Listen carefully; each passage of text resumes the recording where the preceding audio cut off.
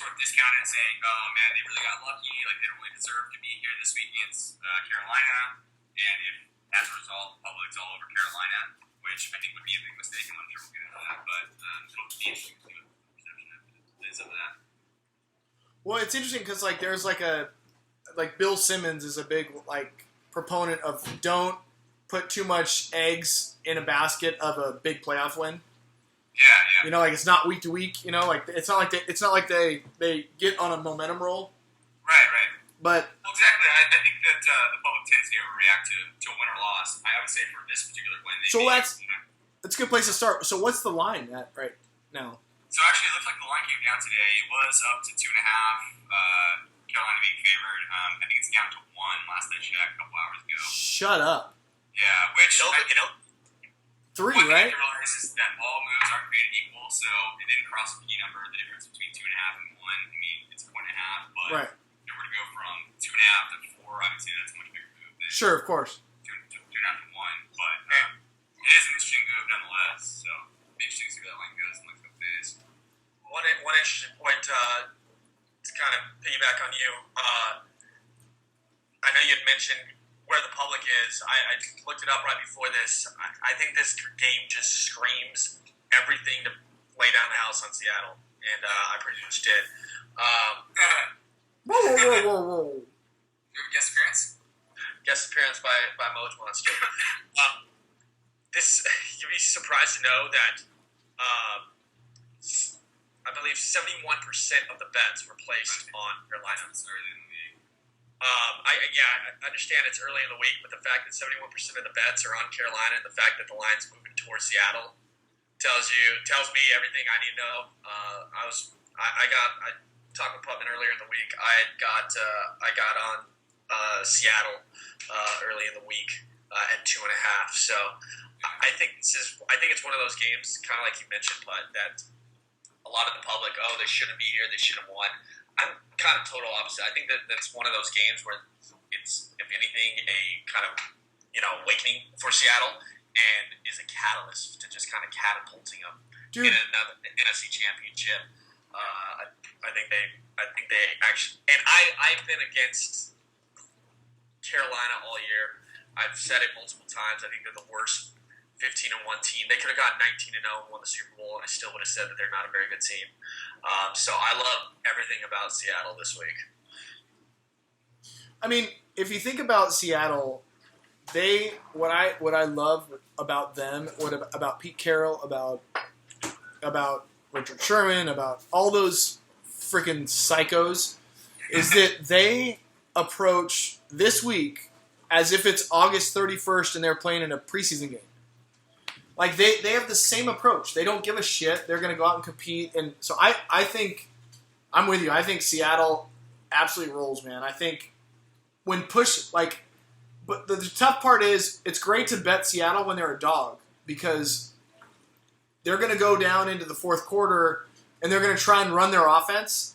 And then they're going to go, shit, we need to win the game. And they're going to put the ball in Russell Wilson's hands and they're going to run gun read. And they're gonna fucking chuck it around to Doug Baldwin, and they're gonna win by, a touchdown. So I like Seattle too. Yeah, actually, looking at the statistics, I was really surprised to see that Seattle's passing offense has been really good this year. They averaged 8.3 yards per attempt, which is second in the league, only behind Arizona. Carolina's up there too at number 8 with 7.7, but I think over the last half of the season, it's taken off, and it wasn't reflected in the wild card game, but. Russell Wilson's ability to push the ball down the field, I think, is going to be the difference in the game. I can see Seattle running away. I can see it being a close game. One thing I can't see is Carolina winning by 3. No way. And I was lucky enough early in the week. I got the line +3, although it was juice, but I'm completely comfortable with the number, and I wouldn't need to see the win by 7 points. Yeah. Completely agree. Who's the next? What's the next game? Well, I guess we dropped out a little bit of the order there. The Saturday morning game, or the early Saturday game, is KC at New England.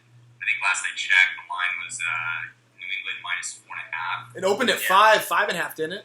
Yeah, I think it opened at 5, so down to 4.5. Which again, that's not a significant move in my opinion. Gronk didn't practice today. Key numbers. Yeah, they dropped 7 today, but I think they were saying that it's likely that he will play, or that he's hopeful to play. So it remains to be seen on that front. Jerry, what do you think, Chiefs guy? As I talked to you kind of before Putt got on, I think this is the AFC Championship for the Chiefs. Obviously, just New England as it is poses a huge obstacle. If there some way to get past this game, they've taken it to Denver all year, and if Pittsburgh wins, then they're hosting the AFC Championship. When it comes to this game, I'm so torn on it because I'm trying to be as non-biased as possible. Our numbers are pretty kind of spot on. There's no really true value anywhere, one side or the other. So the spread's accurate? Yeah, the spread's pretty accurate. It's hard for me to see. I think it's going to come down to the trenches. I mean, obviously you got Gronk and you got Edelman back. You know, I don't really look too much into it, but at the end of the day, they haven't been together in a month. How's timing going to be affected? I don't think it'll be, too big of an issue. But I think the X factor in this game is going to come down to two things. Obviously, the offensive defensive line. Last I heard, Houston was a game time decision. It's kind of been a patchwork job for the Patriots offensive line throughout the year. So if the Chiefs can win that battle, I think that's going to be a huge edge for them. And I think another thing that is going to be a huge X factor is what the Chiefs do defensively against Julian Edelman. I understand we have a great secondary with Peters, Sean Smith, Barry, and whatnot.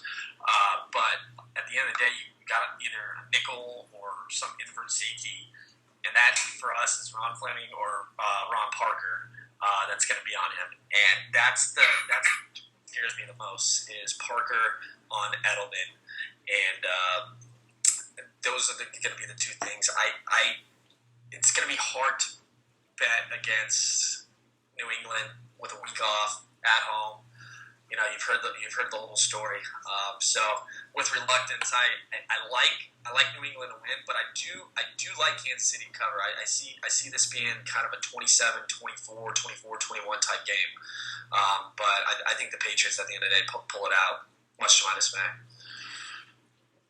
Putman, what do you think? What kind of fan are you? I know. Well, let's see. So our numbers actually had this line at 3 points. So essentially, we're saying that the Chiefs and Patriots are, on an neutral field. Dead even, right? Yeah. So Jerry scores maybe on since 24-21, 27-24 type thing. But I have to wonder if New England's being a little undervalued at this point. I don't think they're winning the Super Bowl. I don't think they're going to represent the AFC in the Super Bowl either. So I just don't think they're the best team in the AFC. But at this point, I look at the consensus on this game. It's 50-50 split. Maybe it's just the being a Niner fan, having watched Alex Smith for all those years, I can just never give him the credit that he deserves. But you look at the statistics from the wild card game. Yeah, they blew out Houston, threw for 190 yards. They benefited from an ungodly number of turnovers from Hoyer, special teams touchdowns. They won by a score that they should have won by, but you can't count on those statistics to repeat against New England. They're not going to make mistakes. They're going to take away the run game. I got to imagine that Bill Belichick's going to load up the box and make Alex Smith beat him. And I don't know that Alex can do it. I just don't believe that he can make enough plays in the passing game at the end of the day in order to win that game. It's going to take a Herculean effort on the Chiefs' defensive part. I think they're going to have to harass Brady. Brady's just going to have one of those miserable days where he's not getting time to ball out. Edelman in the slot, it's going to be really important to control him. They can keep him from the short crossers and that short passing game and make Brady hold the ball a lot, get a few turnovers, then that's the recipe for them to win it, I think. But I have a hard time seeing it. I think this will be one of those games that you bet, whatever side you bet, you're going to know within 5 minutes of the start if you're winning or losing. I just think that, you'll know from the Patriots mojo and the Chiefs mojo, you'll be like, fuck. or you'll be like, great. I honestly, I like the fan in me. I don't look at numbers. I don't look at anything. I want to bet the Patriots because they're the Patriots. But I think that's a lot of points. And I also think that it's really hard to, whether the Patriots tanked or not at the end of the season, like they played like shit. And it's really hard to like just tap into your mojo and start playing well. If anyone can do it, it's the Patriots. But I have a hard time thinking that they're going to just like turn it on. And I think that if Tom Bahali and Justin Houston are healthy, watch the fuck out, man. I think that the Chiefs will harass them. I actually would take the Chiefs and look to make a halftime bet in this game. That's what I would do. So, good luck to us all. In addition, just kind of going back to the offensive defensive line game here. In addition to Houston and Ollie, Jay Howard and Bailey and Don Turco. I mean, granted, I understand it was Houston. Houston was exposed as just a complete fraud last week, but that's going to come. It's going to come down to that. I think it kind of hit the nail on the head.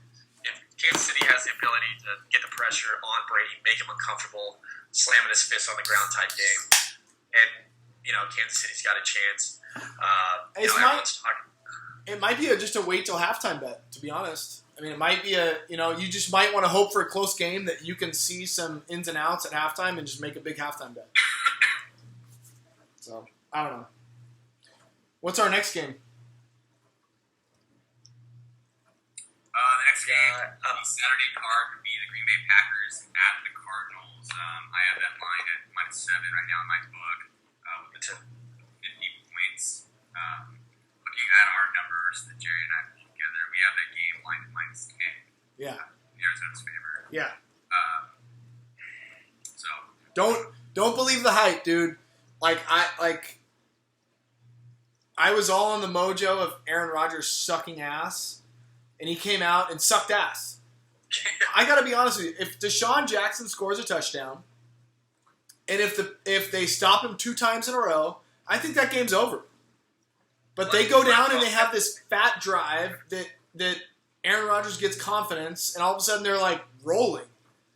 Dude, they're going to get fucking butt raped by the Cardinals. I think they're going to get smoked. I really do. I just think that, I don't know. I mean, it's going to take a total choke job from the Cardinals to not win by 14. Yep. No, yeah, I completely agree with you. I look back at that game they had a few weeks ago, and I don't see anything different. I think that perception may have shifted a little bit after Green Bay's performance last week in the wild card game, but you look at the statistics, it was a pretty even matchup. I think they were lucky to win by as much as they did.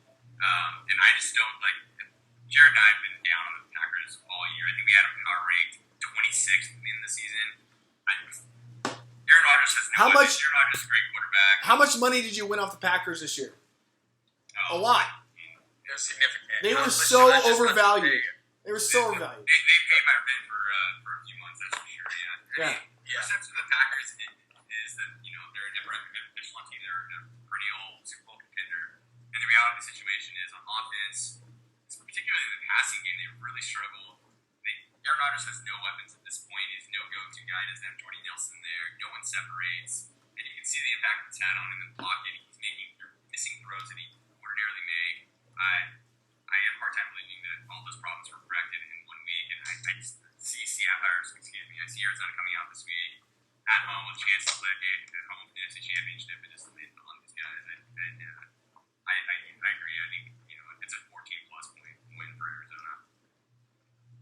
Yeah, just not to sound like a broken record, but Puppin and I made a killing just going against fading Green Bay throughout the season. I said it last week, I'll say it again. I think it's hard for the general public to physically say the words the Green Bay Packers are not a good football team. It's like hard for them. The Packers aren't very good. You run into that with, the big teams, the Steelers and the Cowboys and stuff like that, which is this public perception of Aaron Rodgers. At the end of the day, they're not a good football team. And at the end of the day, they played a Washington Redskins team who they didn't beat a winning team all year. Exactly.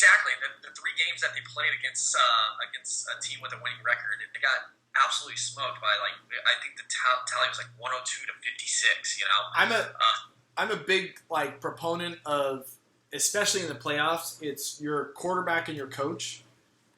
And Aaron Rodgers is probably a little better than Carson Palmer. They're pretty close at this point.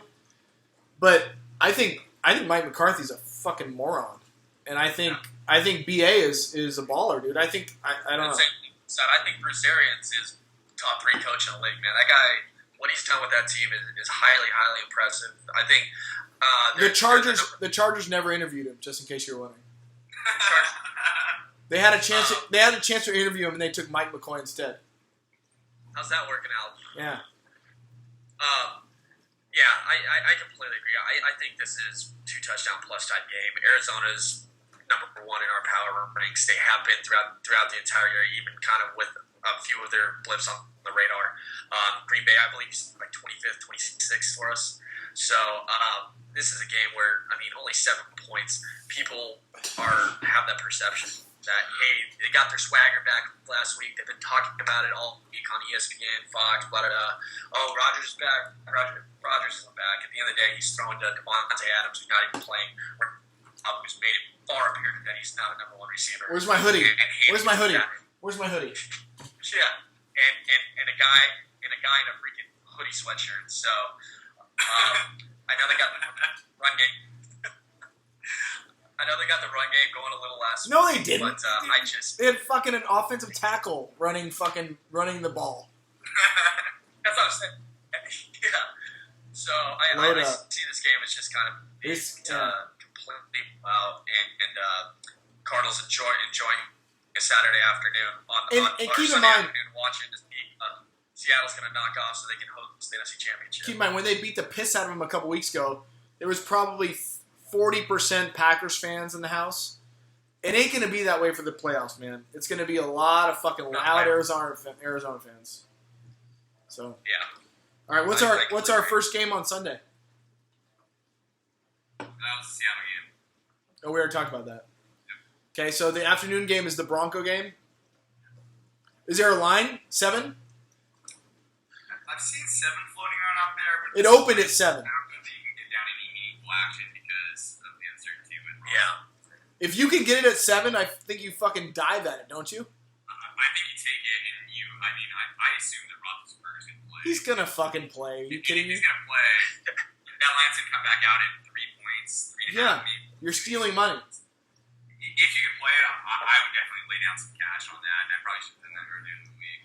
I think it opened at 7. I saw it at 7 on Monday. It's at 7 at one point. Yeah. It was on my book, open 7. I should have just taken it right there. Even on my book, Brennan. Yeah. Osweiler's hurt too, by the way. Peyton Manning, listen, the Peyton Manning, the only thing Peyton Manning did was he put them. Peyton Manning's like having a coach out there. He puts you in the right play. It doesn't mean he can get the ball. I love the praise from all the dick suckers at ESPN or whatever, just talking about, Manning did the. It's like against the Chargers. He rushed the ball. Bronny Elliott and what's his name? TJ Anderson got going. I'm sorry. Well, first of all, it was the Chargers. Second of all, the only thing Peyton Manning did was get them in the right play. If you watch that game, I watched every fucking second of it because I fucking love the Chargers, unfortunately. But he double, triple, quadruple counted those guys to get them into the right play. So that he would hand it to a guy and it would be like, boom, boom, boom, boom, boom, gone. He didn't throw any fucking great passes. I don't know. I think you don't think you don't bet against a rapist like Ben Roethlisberger. You just go with him. I think I'm kind of torn on this game because the line's got to be coming back. If Roethlisberger plays, the line's got to be coming back around 3 or 4. I would assume, right? So that what I'm getting at is that 7 had to be based off Roethlisberger and Antonio Brown not playing. I'm assuming. Yeah. Okay. So here's what I think. I think yes. I think it was based off of not sure who's playing. I think if you put released line in general. Yeah, they shouldn't have. I think that if you can get the line more than 3, there's a ton of value in the Steelers. I think if it's Denver -3, 3.5, I think you stay away. I don't know.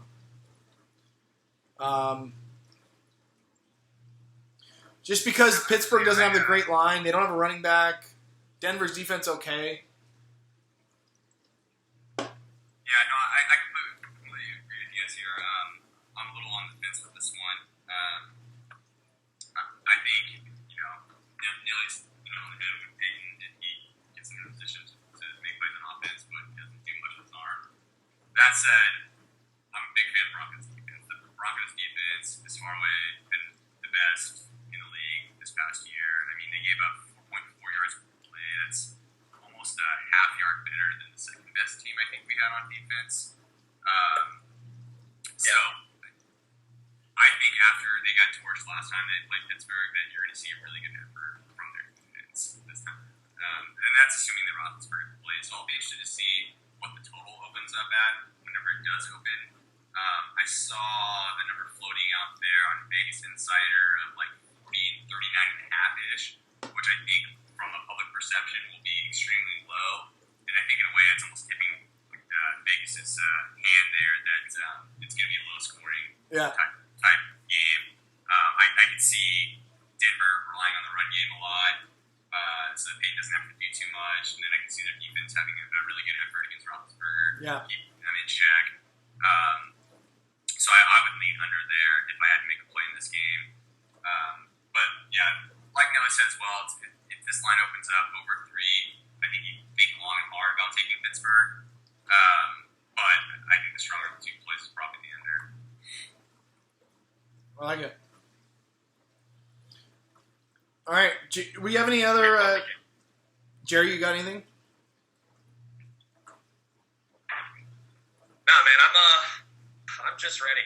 I've been chomping at the bit all week. I'm stoked that the Chiefs are actually relevant. Don't text you during the Chiefs game. I just the thing that just has been eating at me, and numbers aside, this is just the fan in me speaking. The thing that's just been eating at me this entire time is just the absolute fear that the Chiefs could be the biggest smoke and mirror 11 win team ever. I mean, at the end of the day, they've got a lot of lucky breaks playing Pittsburgh with Landry Jones. But it doesn't matter. They just haven't. I mean, the most elite quarterback. I'll interrupt you, and it doesn't matter because it's NFL guys. There's 53 guys out there, and they feel the utmost confidence right now. And they've got freaking the dabbing fat guy that, bro, they don't.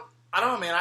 I think there's something to be said about like mojo. I don't know. I said it last week, and Aaron Rodgers took the mojo from you. You like that, But I think there's something to be said about how they feel about they've come back. Like you think about those 11 games, they've come back.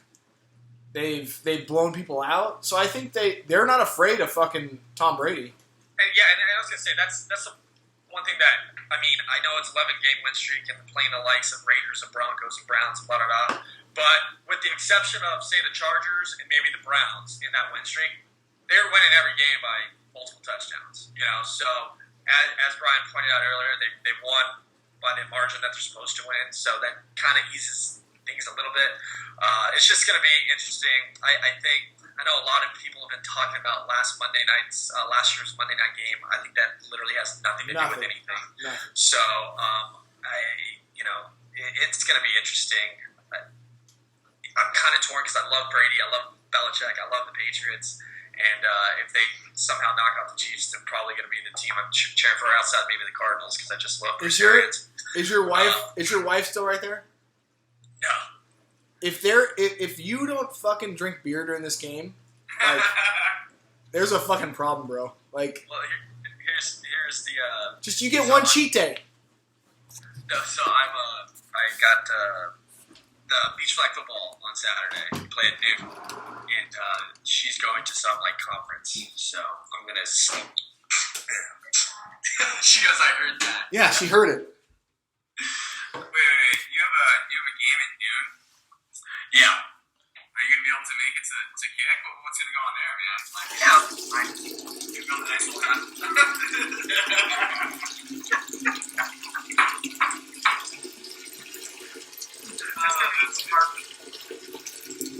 Or you're making the kick. I'll make the ticket. I mean, I'll be out by maybe that should be a thing for our podcast. We just film the podcast for sure. Like everyone's on their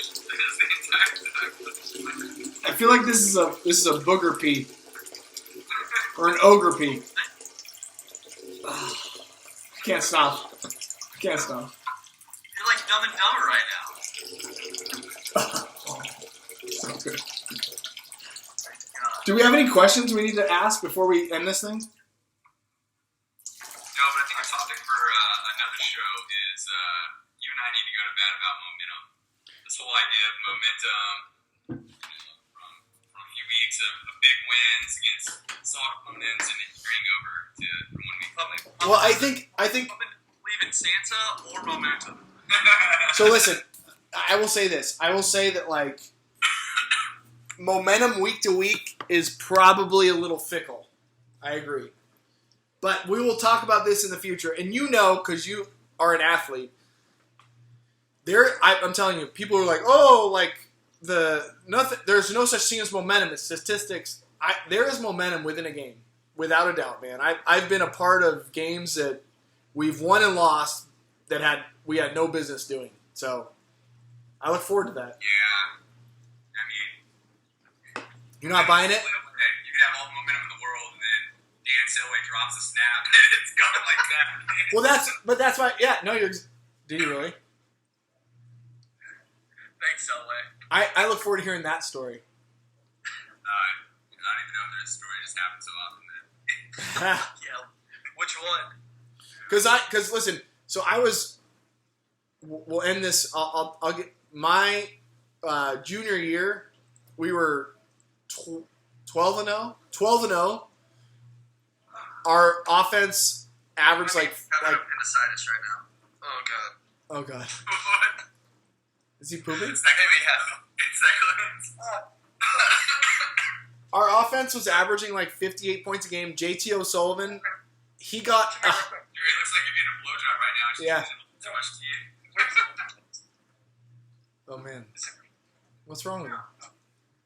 Something. I've got sharp pains. I thought it was my appendix, but it's on the completely wrong side. No, it's not. But I mean, that's really far. Oh god, Jerry's dying. Jerry's dying, everybody. He's dying on the podcast. No, I'm not. Oh god. No, don't turn it off. Keep it on.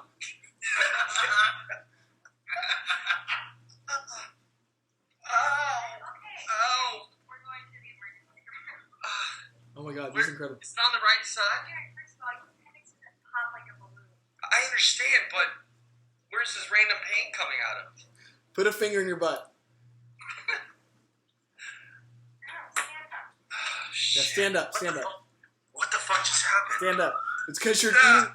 Oh my god, you're eating too much fiber, bro. Why are your pants like that? Oh my god. What's wrong with his pants? His pants are rolled up. Sad. I don't know. You're fine, buddy. We gotta cut this. I might be having to go to the emergency. I think that's an ab. That's an ab, I think. That's an ab. You got an ab. You did it. Having withdrawal. I got one ab. All right. We'll see you boys later. All right, buddy. Bye, man.